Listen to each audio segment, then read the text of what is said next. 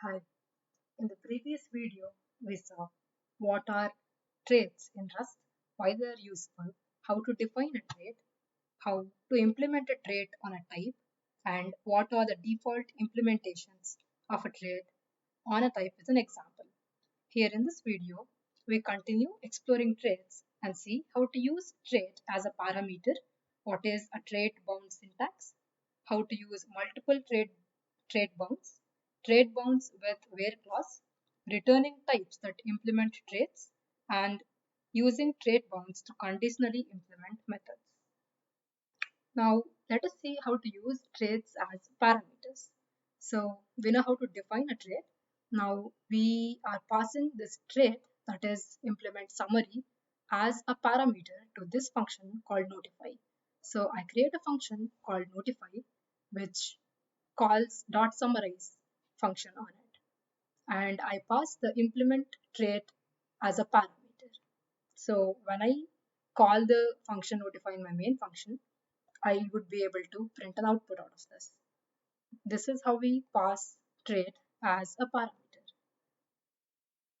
So the implement trait syntax works straightforward in most of the straightforward cases, but it is actually a syntax sugar for a longer form known as the trait bound. So this is how we would represent a trait bound. This is the syntax for it. This is exactly same. This does the exact same function as the trait being passed as the parameter, that is impl summary, implementation summary. But here we represent it as in the function notify, we call a type generic. This could be any type, and we say that it will implement, it is calling summary, and this is generic over the type T. So when the item calls the summarize function, we'll be able to implement it. But here, what it is generic over is this item. This item could be of any data type, and we can still call summary on it. This is trait bound syntax. So this trait bound syntax is useful in a certain case when we represent the trait as impl trait. This syntax is very convenient, and this is mostly made for very concise code in very simple cases. But while we use the fuller form, that is the trait bound syntax, we can express more complexity of the functions. So let us see one such instance. Here we have pub function notify, but in the first part we're representing in impl trait type. So I have item 1 and I can say that this is going to implement summary. This is going to take a reference which is pointing towards summary. And I also have an item 2 and this is also going to implement summary. This I can easily represent using the implement trait type. But what if I want this summary and this summary? That is the item 1 and the item 2, both of them to be of same data type. Here we mentioned in the previous slide that the item here could be of any data type. So here item 1 and item 2 could be of any data type. But what if I want both item 1 and item 2 to be of same data type? That is when trait bound comes into picture. I can represent that using T. So T is generic over a type, and I can say that item 1 is also of type T and item 2 will also be of the same data type T. That is when we can use trait bound to simplify. Next, we can see how multiple trait bounds work. So we can specify multiple trait bounds using this method. So let us say I have same function notify and my item is going to implement both summary and display. So we've seen in the previous video what summary does. Let us say we have another function that implements a display characteristic. So when I want to when I want this item to implement both summary and display, I can write it like this, or using trait bound, I can write it as some type T is going to implement summary plus display, and it is going to return the item. Next, we have how to use trait bounds with the where clause. So let us see one where clause will come into picture. I have some function. The name of my function is sum function, and I'm going to say that it is going to implement display plus clone. It is going to implement this, which will be generic over a type T, and also it is going to implement clone plus debug, which is going to be generic over U. So I can specify the return type here, but here, between the name of the function and the value it is returning, we see that there's a lot of text, and this becomes a little bit difficult to read the function signature. So this is when it is implementing only two different types. So if you have more such types, it is going to become very difficult to read the function signature. That is when where clause comes into picture. Using where clause, we can express this trait bound in a more clear fashion. That is, same function, the name of the function is sum function. I'm going to say generic over T and generic over U. And I'm going to say in the function signature that of where I can specify the T and the U. What do these letters stand for?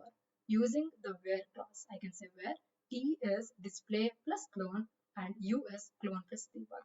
That is exactly same as what is here. T is display plus clone and U is clone plus debug. The same parameters I can write in a better fashion for the readability of the function using the where clause. This becomes very useful and it is very neat to read it, especially when we have more than one generic type in the function signature. Now let us see returning types that implement traits. So we can also use the implement trait syntax in the returning position.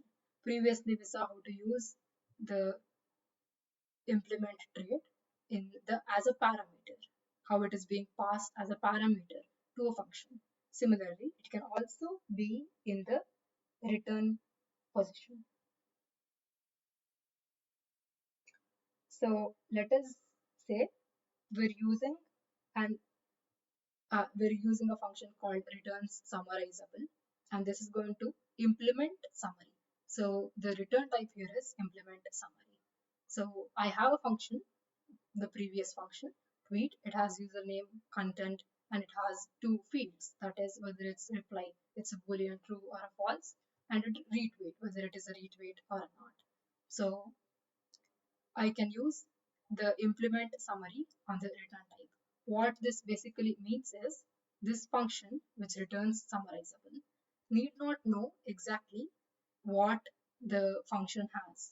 But if it is implementing summary, if it is going to return a type of summary, then we can use this function.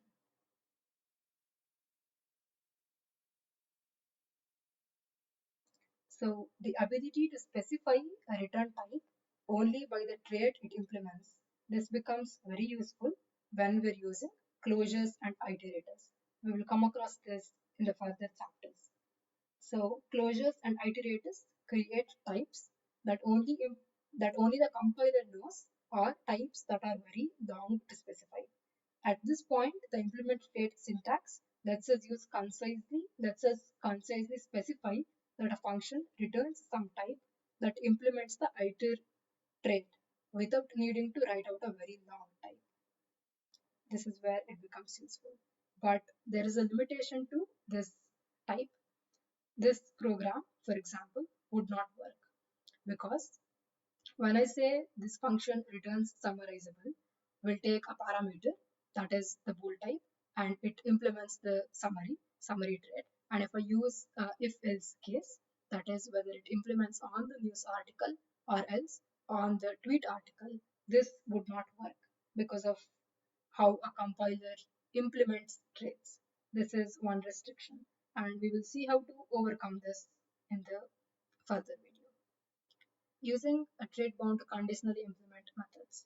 So we can use a trait bound with an implementation block that uses generic type parameters. We can implement methods conditionally for types that implement specified traits. So let us say, for example, we have the type pair, which is generic over T, and in the next implementation block, the pair only implements comp display.